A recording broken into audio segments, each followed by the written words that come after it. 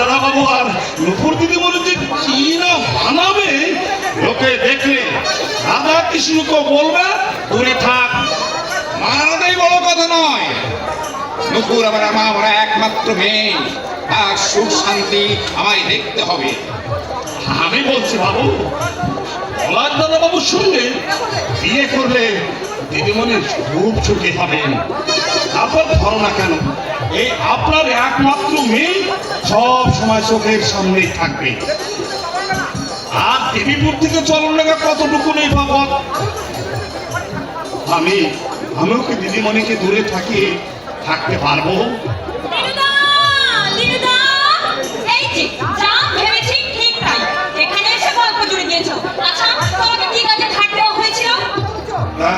চিঠির কথা বলছো? আরে তা তো আমি কাল পোস্ট করে দিয়েছি। হ্যাঁ চিঠি আমার এক বান্ধবীর কাছে লিখেছি বাবা, দিনুদাকে ডাক বাক্সে ফেলতে দিয়েছিলাম। আরে ফেলে এসেছি। আরে দিনুর কাঁধে ফাঁকি পাবেনি। তুমি নাম্বার 1 ফাঁকিবাজ। সব থেকে বড় দোষ তোমার কিচ্ছু মনে থাকে না। তুই ঠিকই বলেছিস। না, কখনো ঠিক বলিনি। আমার 6 বছর বয়স থেকে এই 6 বয়স পর্যন্ত সব কথা আমার মনে আছে। কবে আমি তোমাদের বাড়ি এলো, কবে কর্তামা কবে দেহ রাখলো, এমনকি ফুল সজ্জা রাতে তোমার দিদিমার সঙ্গে আমার যেসব কথাগুলো হয়েছিল। হ্যাঁ, মনে নেই, কেবল একটু আগে যেটা বলেছিলাম সেটা। ও বাবুর চানের কথা। এই দেখো, তুমি ঠিক বলেছো দিদিমণি, ইদানিংকালে কিছুই আর আমার মনে থাকে না। চলো চলো কর্তা। চান করতে আজ একটু দেরি হবে মা, অঙ্ক যাইবে, তার সঙ্গে কিছু দরকারি কথা আছে। এই তো কালই তুমি ও বাড়ি থেকে এলে, তা কথাগুলো সেরে আসতে পারলে না? শুধু কথা হলে সারা যেত, কিন্তু মধ্যে যে একটা মস্ত বড় সমস্যা রয়েছে। এমন কি সমস্যা? নিশ্চয়ই নতুন একটা মহাভারত রচনা করবে। মহাভারত নয়, একটা পর্ব, সেই পর্বের নাম হচ্ছে নুপুর পর্ব। নতুন পর্ব রচনার অনেক সময় তুমি পাবে। তুমি এখন চলো তো, নইলে কিন্তু এরপর আমি ধমক দিয়ে কথা বলবো। তোমার ধমক আমার গায়ে সহ্য হয়ে গেছে মা। আচ্ছা আচ্ছা, থাকো তুমি তোমার সমস্যা নিয়ে। দেখি আজ তোমার কোন মা এসে তোমাকে ভাব দেয়। আমার নুপুর মা দেবে। মা বললে আর আমি গলে গেলাম। তা হবে না, তা হবে না। পলাশের দাদা যেন দিল্লি বোম্বে চলে যাচ্ছে, তার সঙ্গে যেন আর কথা বলার সুযোগ হতো না। বলতে পারিস তো আমরা কোন লোকটা মেয়ের বিয়ে বড় দারুণ সমস্যার দিন। জানি না উপরে ভাগ্যে কি আছে, সুখের সংসার না দুঃখের সাগর। এসো এসো হরিচরণ এসো। সকালে আসতে বলেছিলেন, বাবা কি বলে গিয়ে বললে কথা দোষ হবে, আসতে একটু বেলা হয়ে গেল। আরে তাতে কি হয়েছে? তো দিদিমণির কাছ থেকে কত টাকা যেন বলেছিলে? আগে গোটা 50 টাকা হলে চলে যাবে, মানে ছোট মেয়েটা টাইফয়েড তো, নইলে অত দরকার হতো না।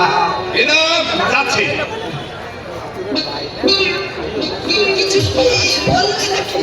কথা ছেলে মেয়ে কথা আর বলো না, ছেলে মেয়ে 3 ঘন্টা পুরোতে চাইনি, পুরে যাচ্ছে।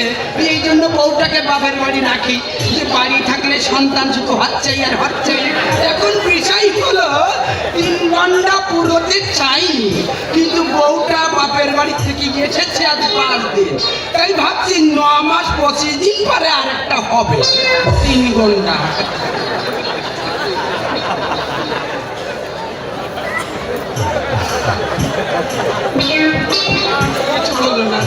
তুমি ভালো সময় এসেছো হরিচরণ। একটা পরামর্শ দাও তো। আমি যার কারণে সমস্যায় পড়েছি। এমন কি সমস্যা হয়েছে?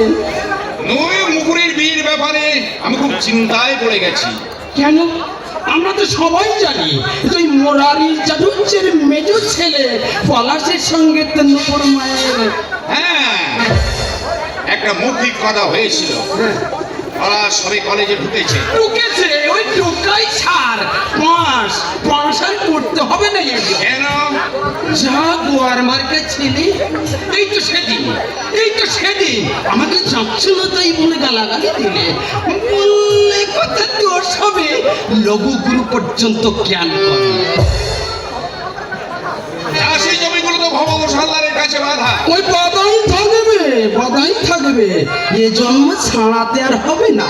ওই জমি খালাস করা তো দূরের কথা, একটা দুটো টাকা নয়, 8,000 টাকা।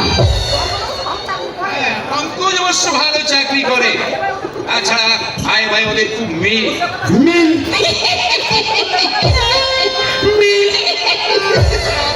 বললে কত দোষ হবে, মিল যে চিরকাল থাকবে এ কথা কেউ দিব্যিদি বলতে পারে। হ্যাঁ, অবশ্য ঠিক। তাহলে তুমি বলছো পলাশের সঙ্গে নুপুরের বিয়ে দেওয়া ঠিক হবে না?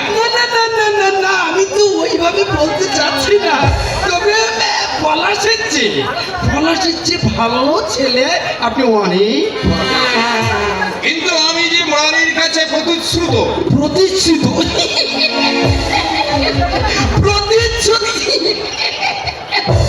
প্রতিশ্রুতির চেয়ে নুপুর মায়ের বললে কথা দোষ হবে, ওর ভবিষ্যৎটাই বড় মুখ চর্চায়। আসলে ভাগ্য বলে একটা কথা আছে, অদৃষ্ট যার ভালো সে তো ছাইমুখ ধরলে সোনামুঠ হয়। অদৃষ্টবাদ আমি মানি না, আমি মানি কর্মবাদ। এই নাও আপনার টাকা।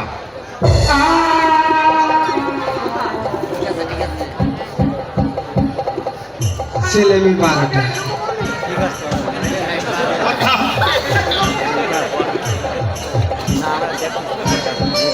আপনি আর বিলম্ব করেনি, টাইফয়েড বলে কথা। এই তোর কাজে যা। যাচ্ছি। তবে কান্তা, ছোট মুখে একটা কথা বলি, চোখ দেখতে গিয়ে যেন মেয়েটাকে কাঁদিয়ে ফেলবে।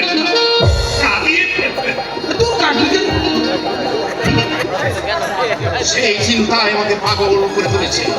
কি করবো আমি কিছুই বুঝতে পারছি না। কাকা বাবু, এসো পঙ্কজ, এসো। আমি আসবার পথে যোগেশ ভট্টাচার্যের সঙ্গে দেখা করে এসেছি। ও, নুপুর আর পলাশের পুষ্টি বিচার করে যোগেশ কাকা আগামী অক্ষরানের 3 তারিখে বিয়ের দিন ধার্য করেছে। এত তাড়াতাড়ি? এমন কি তাড়াতাড়ি? মাত্র আশ্বিন কার্তিক 3 মাস তো রয়েছে। তাড়াতাড়ি একটু হচ্ছে ভাইকে বললে কথা দোষ হবে। মানে শুভ কাজের বিষয়টা এমন, মানে লাখ কথা খরচ করলে তবেই তো বিয়ের দিন পাকা হয়। পাকা বহুদিন আগে হয়ে আছে, এখন বাকি ছিল ওদের 4 হাত 1 করে দেওয়া। আচ্ছা। তবু একটা জীবনের প্রশ্ন, সেখানে ভাববার একটু সময় চাইছি। আমি দায়িত্ব নিয়ে নুপুরকে ঘরে তুলতে চাইছি। ওর ভবিষ্যতের চিন্তা আপনাকে করতে হবে না কাকা। পলাশ নিজের রোজগার পত্র কিছুই করে না, তাছাড়া চাষের সবটুকু জমি তোমাদের বাধা। বললে কথা দোষ হবে, 2 টাকা তো নয়, পুরো 8,000 টাকা। চাষের সব টাকা আমি ম্যানেজ করে ফেলেছি কাকা।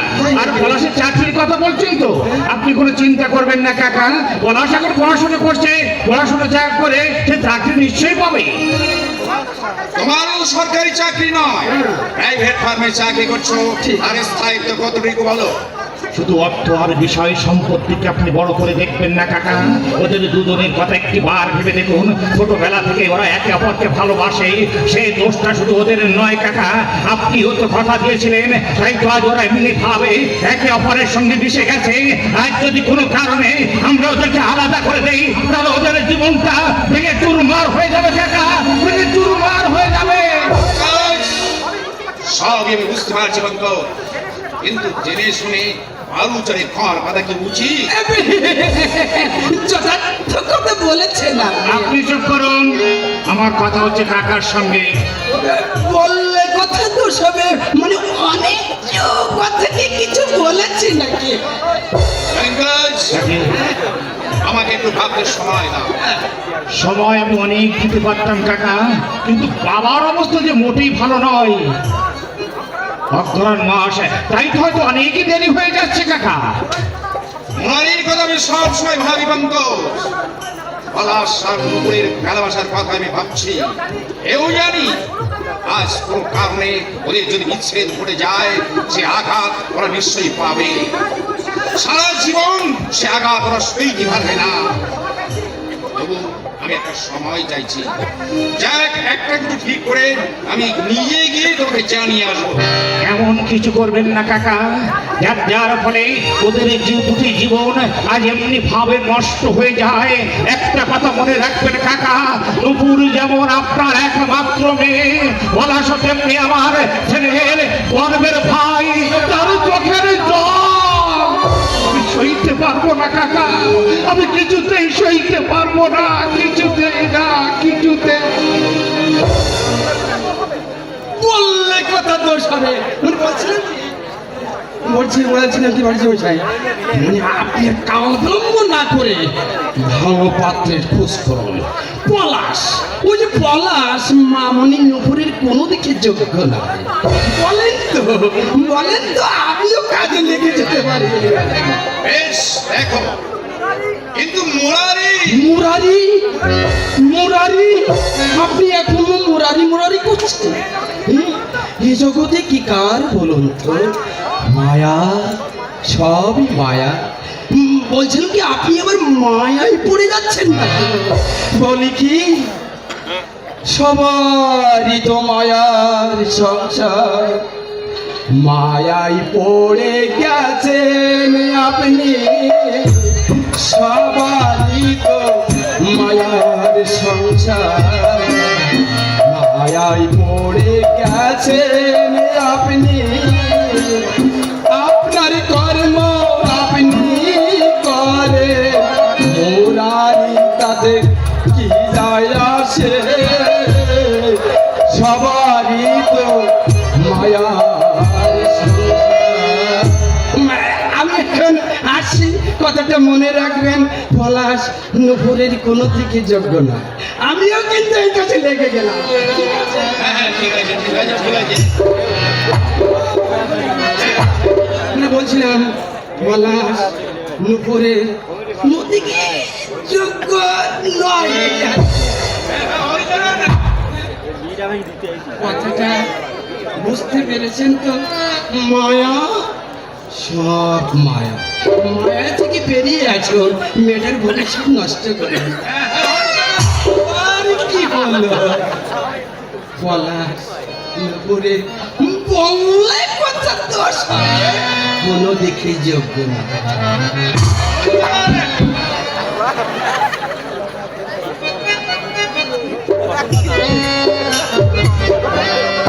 সকাল থেকে চৌবনে পাতা পর্যন্ত ওরা আবাদে মেলামেশা করছে।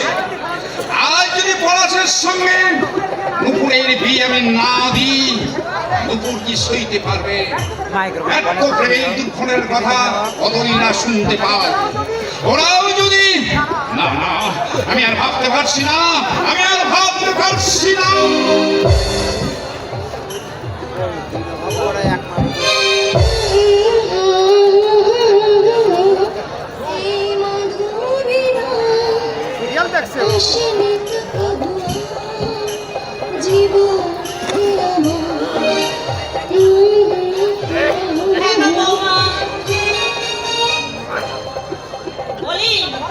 তোমার আক্কেলটা কি? দেখছো তোমার শ্বশুরের অবস্থা আজ খুব বাড়াবাড়ি, আর তুমি এখানে দাঁড়িয়ে সুর ভাবছো? তবে কি কাঁদতে বলেন? বৌমা, আজকালে কিছু বললে তুমি বেয়ারা উত্তর দাও। আমি তো তোমাকে ঋণের কথা বলতে আসিনি। বেলা পড়ে এলো, এখনো জল তুললেন না, উনুনে আগুন দিলে না।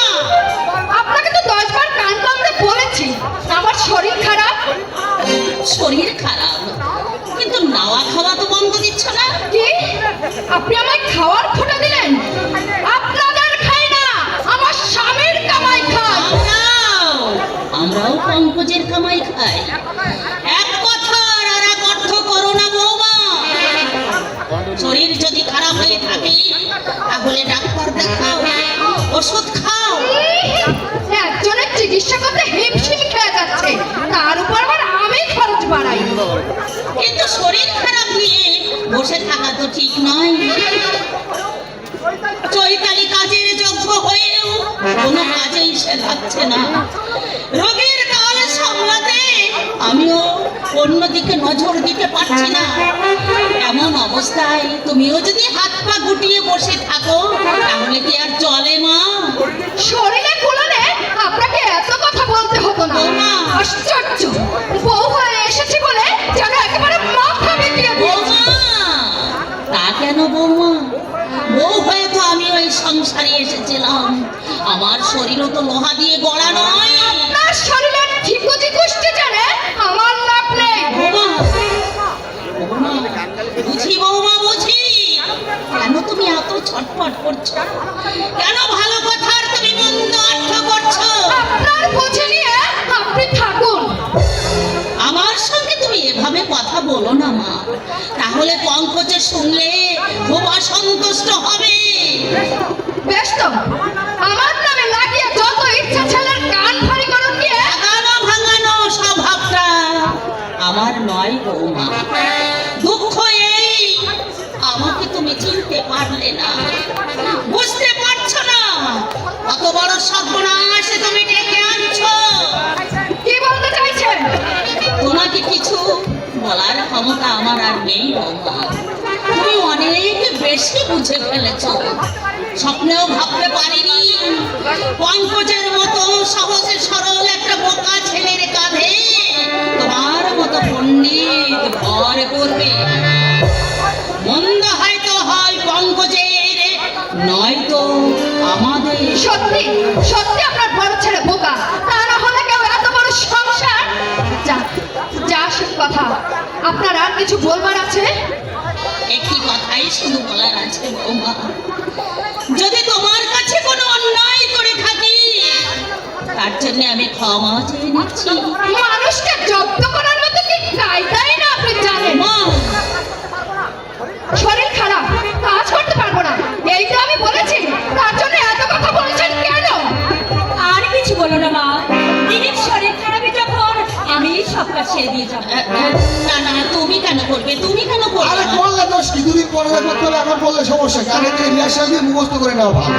তাহলে বউ হয়ে যখন বাড়িতে আসবে তখন কোনো অসুবিধা পড়তো না।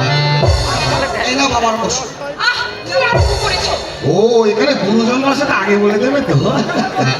আচ্ছা, লজ্জা বলে কি তোর কিছুই নেই? আমরা মিথ্যে কি বলেছি? আচ্ছা বৌদি তুমি বলো তো, এই যে তুমি যদি বিয়ের আগে সংসারে এসে একটু কাজকর্ম বুঝে নিতে তাহলে কি কি ব্যাপার? মুখখানা পেঁচার মতো করে রেখেছো কেন?